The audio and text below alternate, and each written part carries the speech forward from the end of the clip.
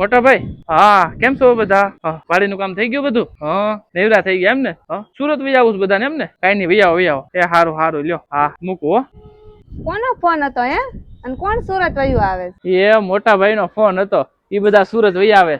એનું અહીંયા શું કામ છે? અને ઈ દેહમાં જ બરોબર છે. ઈ અહીંયા આવે તને શું વાંધો છે? એના છોકરા મોટા થઈ ગયા છે. એના ભણતર વ્યવહારિક કામ એને બધું ધ્યાનમાં રાખીને અહીંયા આવે છે. હાલો ઈ બધું હાસું પણ યાર રહે ક્યાં? એ રહે ક્યાં એટલે હું ઘરના મકાનમાં રહે. એ આપણા મકાનમાં નહીં હોય, ઈ આ ઘહારા. એ આ મકાન જેટલું આપણું છે ને એટલું જ એનું છે. આ વાત તો ક્યારે ભૂલતી નહીં. આ સુરત નું મકાન તો આપણે મહેનત કરીને લીધું છે, તો એમાં એનો ભાગ કેમ? બધા ભાઈઓ ભેગા હતા અને આપણે જે મિલકત લીધી ને એમાં બધા ભાઈઓનો બરાબરનો ભાગ છે. એ તમે હાવ ભોળા સવો. આ મકાનમાં 2 માળ છે, તમે એને 1 માળ દઈ દેહો તો આપણી વાહે શું વચ્ચે? હું તો એમ કહું છું તમે એમ કહી દો કે આ મકાનમાં તમારો ભાગ જ નથી. એટલે તું એમ કેવા માંગશો કે મકાનની લાલચમાં હું મારા ભાઈનો ભાગ ખાઈ જાઉં? ઈ મારાથી નહીં થાય હો. એ હકનો જમાનો ગયો, આ કળયુગ છે. અત્યારે ખાલી આપણા છોકરાઓનું જ વિચારો. એ મારા છોકરા ઘરના મકાનમાં રહે અને મારા ભાઈના છોકરાનું ભાડે રહેવા કાઢી મૂકું? એ અડધી દુનિયા ભાડે રહેશે અને એ રહે. અને મારી એક વાત યાદ રાખજો, ભાઈઓ ભાગના મકાનમાં છોકરાના સંબંધ કરવા મુશ્કેલ થઈ જાય. તો તું વિચાર, મારો ભાઈ જો ભાડે રહેવા જાહે તો એના છોકરાના સંબંધનું કેમ થાય? એ ભાઈને મૂકો પડતા અને આપણું વિચારો.